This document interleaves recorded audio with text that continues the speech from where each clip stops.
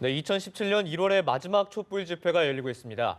박근혜 대통령의 탄핵을 반대하는 단체도 앞서 집회를 열었습니다. 네, 이와 관련해서 사회부 신세롬 기자와 얘기 나눠보겠습니다. 네, 어서 오세요.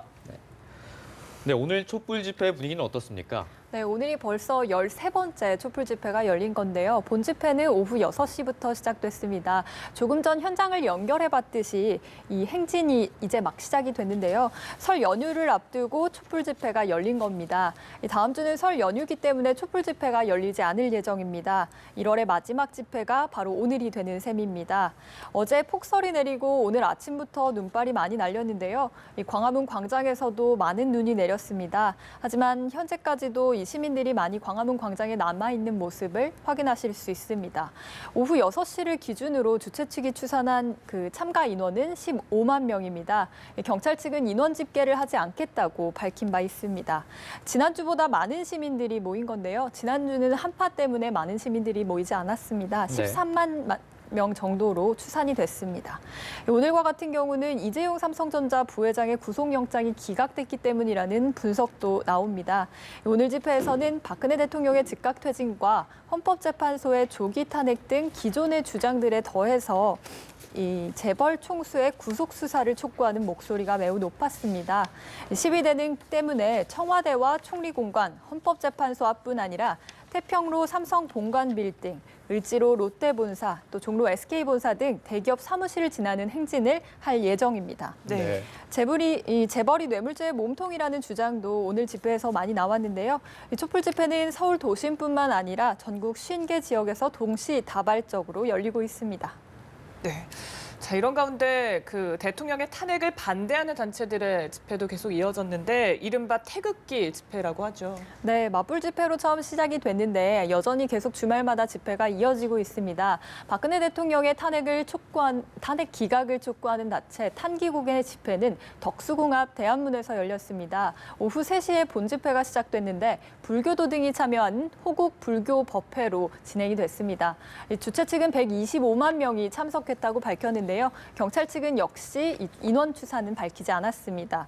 오늘과 같은 경우에는 문창극 전 국무총리 후보자가 참석했습니다. 또 김진태 새누리당 의원은 여러 번 이 맞불 집회, 태극기 집회의 모습을 드러냈죠. 이 문창극 전 국무총리 후보자가 한 발언들을 몇 개 살펴보면 네. 국회가 아무 증거 없이 대통령의 탄핵을 추진하고 있다. 또 사법부를 압박하고 있다며 국회를 비난하는 목소리를 높였습니다. 또 어둠의 세력이 활개치고 있다라는 말도 남겼습니다. 이 박 대통령의 탄핵 심판 대리인 측인 서석구 변호사죠. 3주 연속 이 집회에 참석하고 있습니다. 탄기국은 이 한국은행과 숭례문을 거쳐 중앙일보 본사 앞까지 행진을 하고 조금 전 행진이 마무리된 것으로 알려졌는데요. 이 중앙일보 앞에 붙어 있는 게시판이 깨진 채 발견되는 사건도 있었습니다. 이 탄기국은 오늘 추운 날씨이기 때문에 이 꽁꽁 언 손을 이렇게 녹이면서 러브레터를 썼습니다. 박 대통령에 대한 이 직접 쓴 엽서와 청와대에게 이제 편지를 보내는 퍼포먼스를 한 건데요. 네. 오늘은 경찰이 이 두 집회가 충돌할 것을 우려한 것은 아니지만 또 집회 관리를 위해서 15,500명의 경력을 투입한 바 있습니다. 네. 네, 집회 관련해서 얘기 나눠봤는데요. 이 촛불 집회에서 재벌의 구속 수사를 계속해서 요구한 것도 이 특검 수사와 연관이 있지 않습니까? 오늘 현직 장관으로는 처음으로 이 구속된 조윤선 문화체육 전 장관의 이 특검 조사가 처음 이루어졌는데요.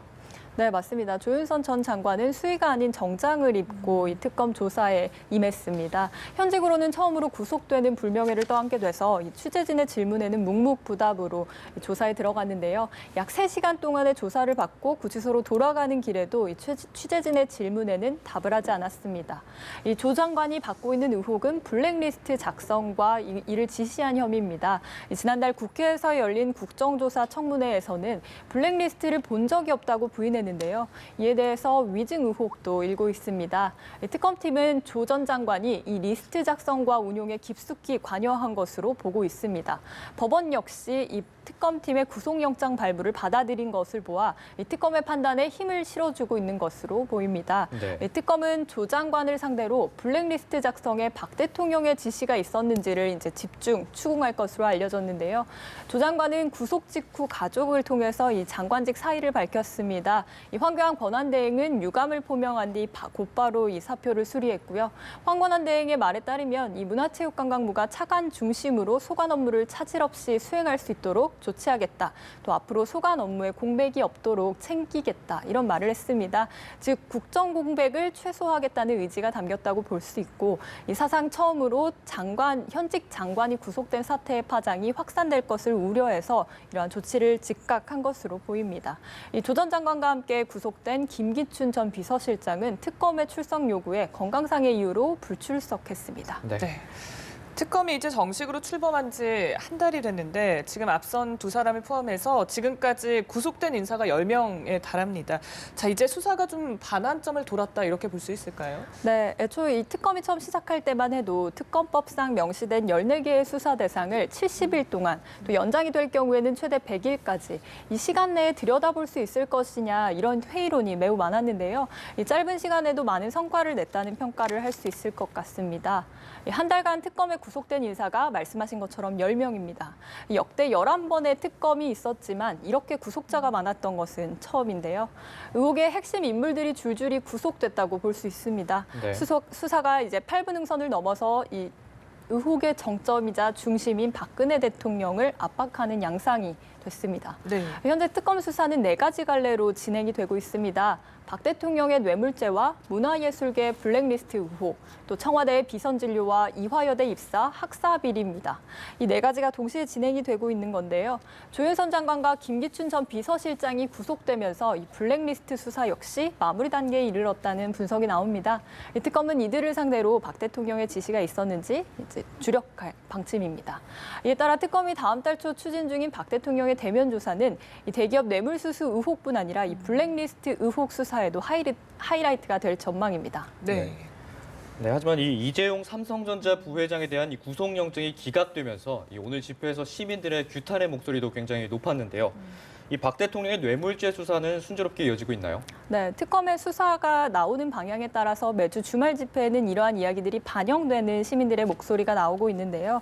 이 박 대통령의 뇌물죄 의혹은 특검이 사활을 걸고 있는 부분입니다. 특검 수사의 성패가 좌우될 거라는 관측은 이 바로 뇌물죄 의혹에서도 나오는데요.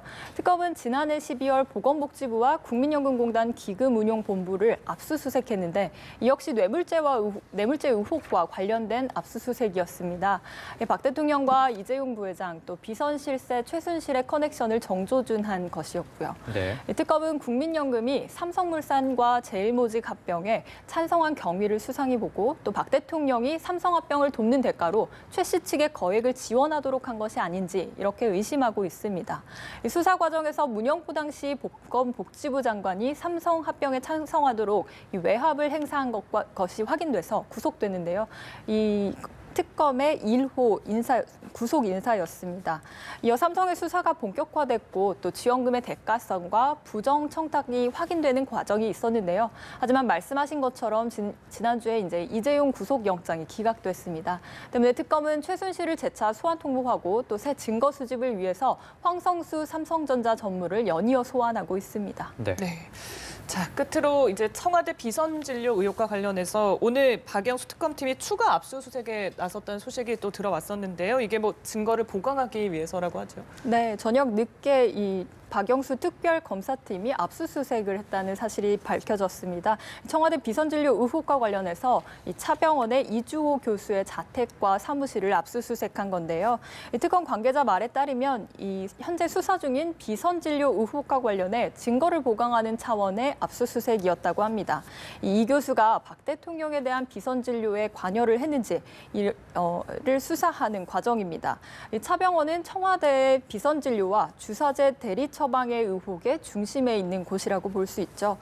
이달 17일 이 특검은 의혹의 핵심 인물로 꼽히는 김영재 의원을 피의자 신분으로 소환해 조사한 바 있습니다.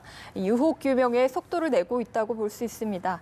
김 원장이 대통령의 자문의가 아니었는데도 보안 손님으로 청와대를 드나들면서 대통령을 진료한 사실이 있고 또 지난 2014년 4월 16일이죠. 세월호 참사 당일에 박 대통령의 7시간 행적의 비밀을 풀어줄 열쇠로도 주목받고 있습니다. 네, 알겠습니다. 13번째 촛불 집회 그리고 특검의 수사까지 사회부 신세롬 기자와 얘기 나눠봤습니다. 오늘 고맙습니다.